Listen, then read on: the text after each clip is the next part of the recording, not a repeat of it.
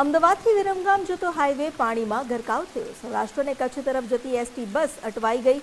Sanand bus stand ખાતે ST બસને અટકાવી દેવામાં આવી। સૌરાષ્ટ્ર જતી 40થી વધુ બસ સાણંદ બસ સ્ટેન્ડ પર અટકાવવામાં આવી છે। વિરમગામથી અમદાવાદ તરફ જતી બસો પણ બંધ કરવી પડી છે।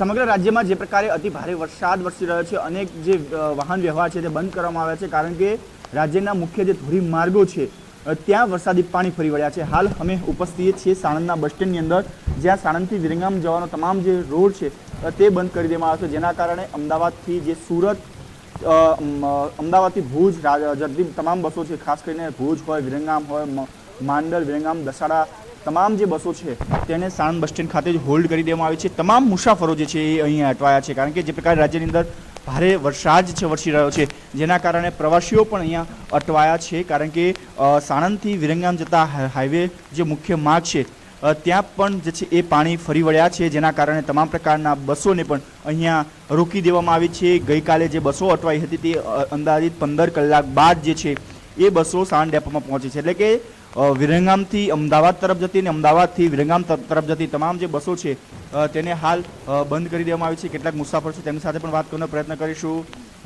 આપ ક્યાંથી આવો છો? હું અહીં સાણંદથી જ આવું છું। ભુજ જવાનું હતું એકચ્યુઅલી, મેં ઓલરેડી રિઝર્વેશન કરેલું છે, બટ હાલાકીના હિસાબથી હું પહોંચી શકીશ નહીં। કેટલા વાગ્યાની આપની બસ હતી? 6:20ની સવારે।